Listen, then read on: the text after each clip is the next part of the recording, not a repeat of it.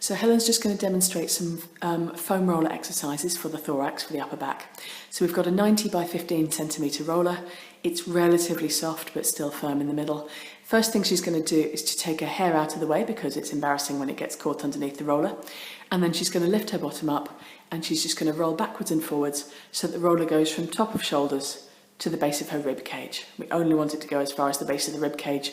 You don't really want it going under the lumbar spine. So she's just going to roll back and forth 5 to 10 times just to get all the clicks and clunks out of her back, juice the joints up a little bit, get them flowing. And then when she's done sort of 5 to 10 reps of that, then she'll take the roller to the base of her rib cage and put her bottom down. Then it's hands into the lap and then pivot up and back. So let everything really extend back through there. Take a couple of breaths just to really feel the stretch.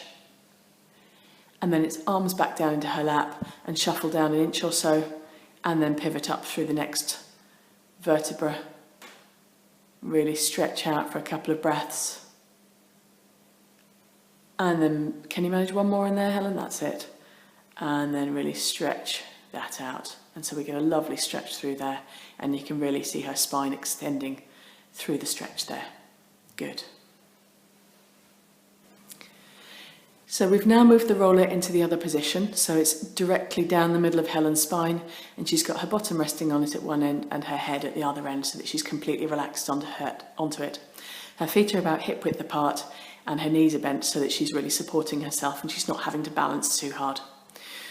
And what she's going to do first of all is a stretch for the pectoral muscles at the front of the chest. So she's going to start off by getting her arms into the right position by bringing her elbows straight up over her body and her thumbs just over her nose. And then she will drop her arms down to the side so that her arms are at 90 degrees to her chest. That's it, perfect. And you can see that she can't quite reach the floor, and that's quite normal. If you can, great, but if you can't, that's pretty normal as well. And she'll just feel a stretch there as her chest is being pulled out tight. Now, the pec is a fan-shaped muscle, and so what you may feel is that different fibres are tighter than others. So if I get Helen just to bring your elbows down slightly towards your hips, that's it. Some people will feel more of a stretch at that angle. And then if you bring your elbows slightly higher than your shoulders, and other people will feel more of a stretch at that angle. So just have a play with it. And just, again, you're really trying to let the elbows just drop and relax. It's not a question of forcing them down. I just want you to relax into the stretch because you'll get better results that way. But you can see that as Helen is relaxing there, her elbows are getting closer and closer to the floor, and so are her hands. And that's as her pecs start to stretch out.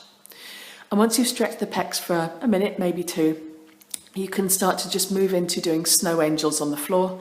So she's just going to let the backs of her hands drop onto the floor and then just gently and slowly slide her arms up above her head. And you may not find that the backs of your hands don't reach the floor as you get to the top. That's okay. Don't force it. Just let them drop and then just gradually repeat sort of 5 to 10 snow angels. And as you do, you'll find that your shoulders just gradually start to relax off.